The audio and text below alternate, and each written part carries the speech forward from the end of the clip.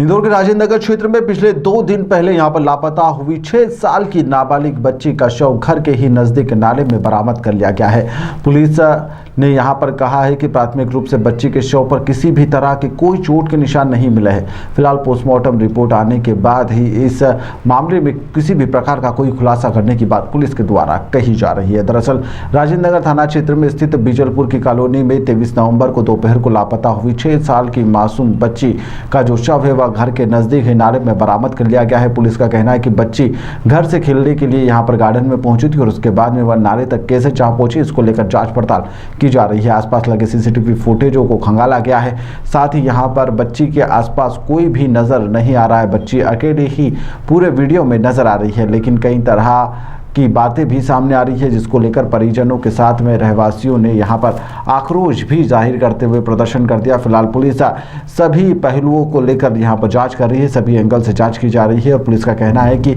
इसके बाद ही किसी भी प्रकार का कोई खुलासा किया जा सकेगा।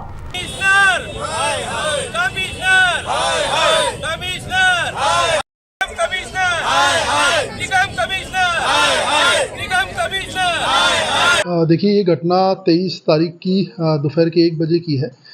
बालिका अपने घर से बिना बताए कहीं चली जाती है। तत्पश्चात घर वालों द्वारा स्वयं पर उसको 2-3 घंटे ढूंढा जाता है। उसके पश्चात शाम में आके थाने पे बच्ची के विषय में गुमशुदगी की रिपोर्ट दर्ज कराई जाती है। हमारे द्वारा मामले की गंभीरता को देखते हुए हमारे द्वारा इसके अंदर गांधीनगर अनुभाग के तीनों थानों का फोर्स इसमें लगाया गया और विशेष टीमों का गठन किया गया। जो एक टीम ह्यूमन इंटेलिजेंस पे काम करने लगी, दूसरी टीम सीसीटीवी कैमरे की पतासी करने लगी और हमारा साइबर को हमने टेक्निकल एनालिसिस के लिए रखा था।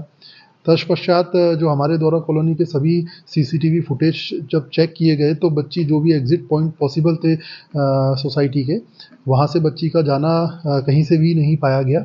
तत्पश्चात हमारे द्वारा जो भी व्हीकल उस दरमियान निकले सोसाइटी के बाहर से, सभी व्हीकल को ट्रेस डाउन करके सभी व्हीकल को भी चेक किया गया, लेकिन किसी भी व्हीकल के अंदर संदिग्ध ऐसा हमको कुछ मिला नहीं। तत्पश्चात हमारे द्वारा आसपास की जो भी कॉलोनी के आसपास की जो भी मल्टियाँ थी, सभी मल्टियों को चेक किया गया, सभी घरों को चेक किया गया, किंतु बच्ची का वहाँ पर भी कोई सुराग नहीं मिला। इसके बाद हमारे द्वारा वापस कॉलोनी के जो भी पॉसिबल सीसीटीवी फुटेज थे सभी को वापस चेक किया गया। उसके अंदर फिर बारीकी से अध्ययन करने पे बच्ची का मूवमेंट हमको, जो कॉलोनी के पास एक गार्डन स्थित है वहाँ की तरफ बच्ची का मूवमेंट हमको देखने को मिला। इसके बाद जब हमने आखिरी एक सीसीटीवी कैमरा देखा तो बच्ची पार्क पहुँच चुकी थी।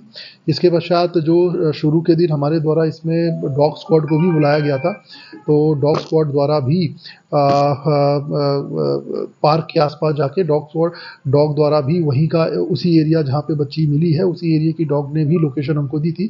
दोनों चीज़ें कोइंसाइड होने के पश्चात और बच्ची का ना तो किसी व्हीकल से कॉलोनी के बाहर जाना प्रतीत होता है, ना ही किसी मल्टी में मिली, तो हमारे द्वारा इसके अंदर तत्पश्चात नगर निगम और एसडीआरएफ की टीम से कल रात्रि संपर्क किया गया और जो तालाब था पार्क से जुड़ा हुआ, उस तालाब की आज सुबह 7 बजे से ही हमारे द्वारा सर्चिंग स्टार्ट करा दी गई थी।